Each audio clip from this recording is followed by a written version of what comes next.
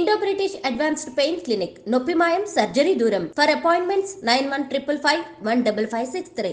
ఈ వీడియోలో జనరల్లీ అయితే మనం ఒక దేవాలయంకి వెళ్ళినప్పుడు కొన్ని ప్లేసెస్లో కొన్ని ఏమంటారు కొన్ని జాతరలలో చాలామంది ఇట్లా ఏనుగుల్ని తీసుకొచ్చి ఊరేగించడం అనుకోవచ్చు, ఇట్లాంటివి జరుగుతుంటాయి. తిరుమలలో కూడా చూస్తూ ఉంటాం, కేరళలో కూడా ఇది కామన్గా చూస్తూ ఉంటాం. చాలామందికి అయితే ఇట్లా ఏనుగు దగ్గర దీవెనార్థులు ఇట్లా పెడుతూ ఉంటారు.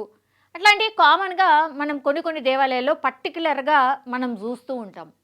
కానీ కొన్ని టైమ్స్ ఏనుగులు ఎంత డేంజరస్ అంటే ఈ వీడియో చూసిన తర్వాత మీరు చెప్పండి, ఒకసారి చూడండి.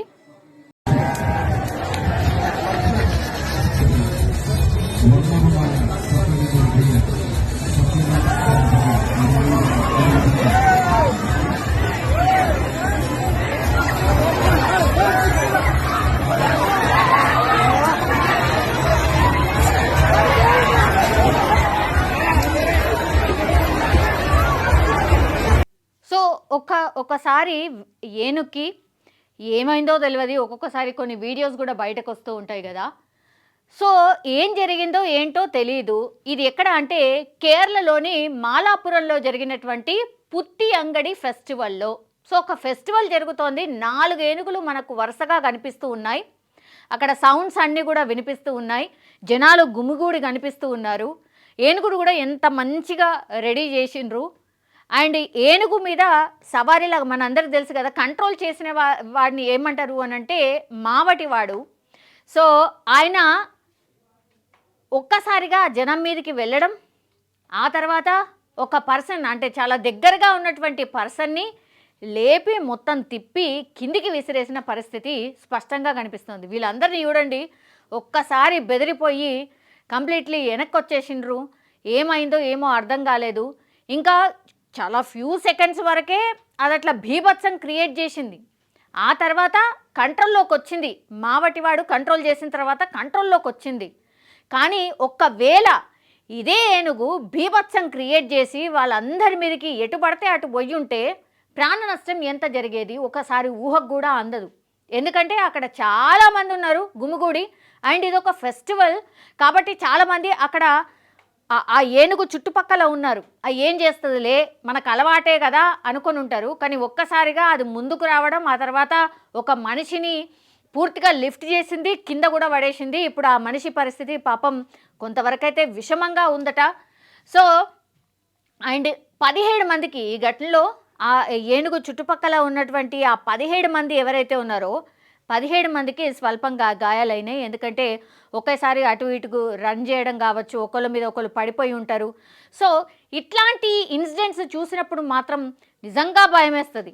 ఇది చూడండి ఎంత ప్రశాంతంగా ఉన్నాయి, 4 ఏనుగులు ఉన్నాయి, కానీ ఇది చూడండి ఎంత అగ్రెసివ్ అయిపోయింది. ఒక్కసారి చూడండి, ఎవరు కనబడితే వాళ్ళని ఇగో ఓ మనిషి దొరికిండు చూడండి, ఒక్కసారి చూడండి, తొండంతో లిఫ్ట్ చేసింది, మొత్తం తిప్పింది, తర్వాత కింద పడేసిన పరిస్థితి. అది చూడంగానే ఒక్కసారి చూడండి ఎట్లా పారిపోతున్నారో చూడండి, ఒక్కసారి ఆ సిచ్యువేషన్ని చూడండి.